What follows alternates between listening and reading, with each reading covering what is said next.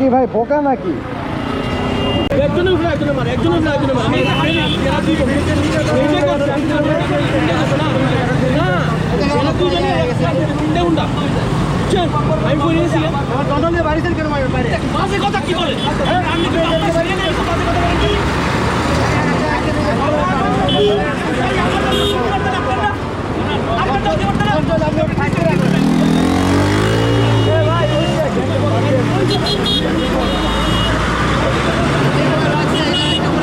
আসলে মানুষ যত অভিমানী হয় এই ভদ্রলোককে না দেখলে হয়তো বুঝতামই না।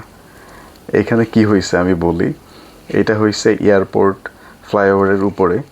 সো এখানে হচ্ছে আমি ওনাকে হর্ন দিচ্ছিলাম পেছন থেকে।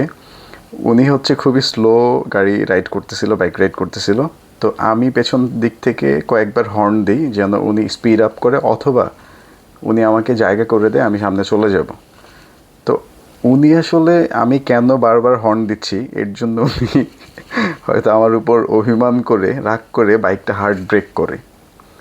সো গাড়ির যেহেতু পেছনে প্রেশার ছিল, আমি কোনো মতো কেটে বের হয়ে যেতে পারছি, কিন্তু ওনার পেছনে আমার পেছনে আর যতগুলো বাইক ছিল একটা বাইক আরেকটা বাইককে মেরে দেয়। এভাবে 3-4টা বাইক একটাকে আরেকটা মেরে দেয়। এরপর কি হলো আপনারা তো দেখলেনই, সবাই হচ্ছে ওনাকে একটু রাগ করে ধরছে যে আপনি কিভাবে কেন এভাবে ব্রেক করলেন। সো এই হচ্ছে অবস্থা। আসলে রাস্তায় গাড়ি চালাতে হলে আপনার চোখ কান সব কিছু খোলা রাখতে হবে, আপনার 6 সেন্স পর্যন্ত অ্যাক্টিভ থাকতে হবে, কারণ ঢাকা শহরে গাড়ি রাইড করা খুবই টাফ। সো সবাই সতর্কভাবে রাইড করবেন। Happy riding.